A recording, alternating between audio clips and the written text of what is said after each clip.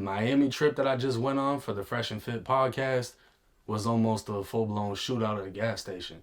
Because somebody seen us, made a phone call. We could see them, I don't want to run through the whole story, just to make it quick.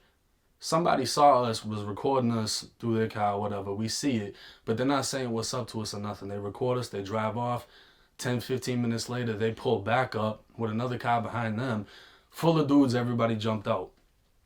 So they're looking at us, we're looking at them, and more or less, guns got pulled out, and it's just like a fucking cowboy standoff at a gas station. The people that worked there went to ducking for cover, because I had a Lamborghini and it caught a flat, and it got a hole in it. So we had to pull in. This is the only place we could find. They took the wheel off the Lamb truck. So we're sitting here. So when they recorded us, they knew we couldn't go anywhere. So they left, got a group of people, came back. People with the raw license. Ratchet was with me. And, Ratchet pulled out a fucking Draco. Everybody else got their shit on them, whatever. The people working at the gas station went to hiding behind the auto mechanic shit. And more or less, they got back in their cars and drove off. So they just sort of realized what the situation was and didn't want to press the issue any further? Well, I mean, people would have died on both sides. Everybody was on point.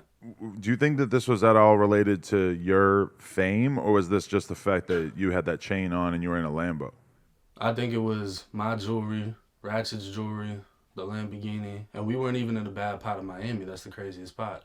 So it was just like, they saw us on some rant. It was just a guy and a girl, and the girl's the one that had the phone out.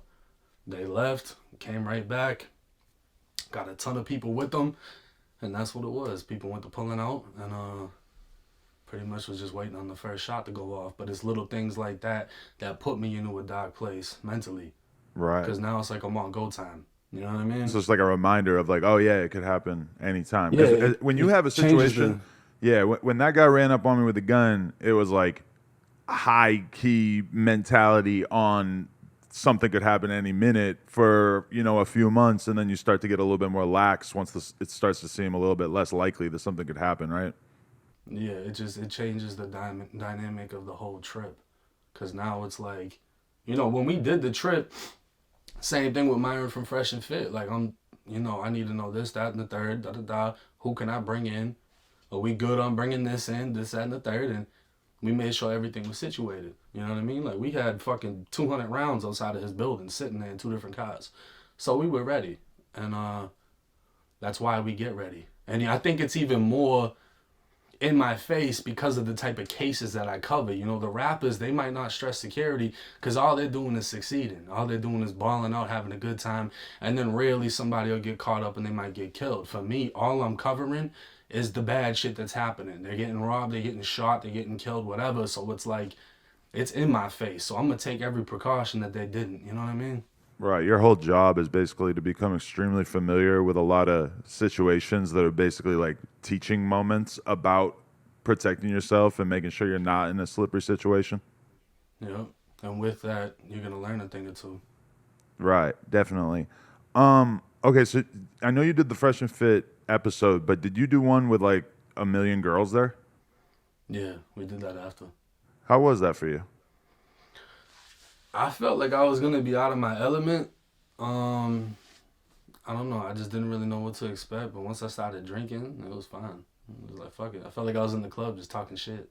Because I would assume that 1090 Jake has had 1 million girls around him in his lifetime, but I've never seen you in the context of, well, number one, no matter how many chicks you've been around, the Fresh and Fit shit is just a wild experience to have like 14 girls. Yeah. Well, or probably less, but like that many girls on mic, it just creates like this weird ass dynamic of like getting to meet all these girls at the same time. It's kind of different than like being in the club around 20 chicks where you can't even hear each other and shit like that. But did you feel like it kind of increased the level of conversation to a certain extent? Because I feel like the guys kind of start vying for each other. Even me, AD, and T-Row, we all got like long-term girlfriends, and it still felt like the conversation was getting like more and more intense because there's all these chicks around. For me, I knew I was going to be more quiet because I'm out of my element. So that's why I had Ratchet next to me, because he's really the mouthpiece and he's going to talk his shit.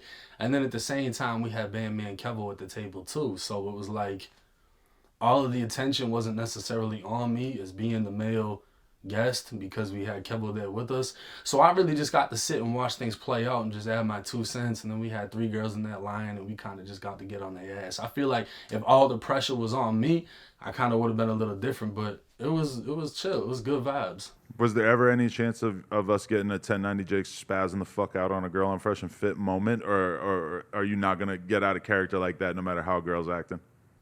Bro, I mean, honestly, like, as long as I don't get spit on or something, I don't care. If I get spit on, it's going to be different. I'm probably going to go to jail. But other than that, I don't really like to lose my character like that. You know what I mean? This 1090 Jake clip is from a Patreon exclusive interview that we did. So you can go check it out by supporting us at patreon.com/nojumper or onlyfans.com/nojumper.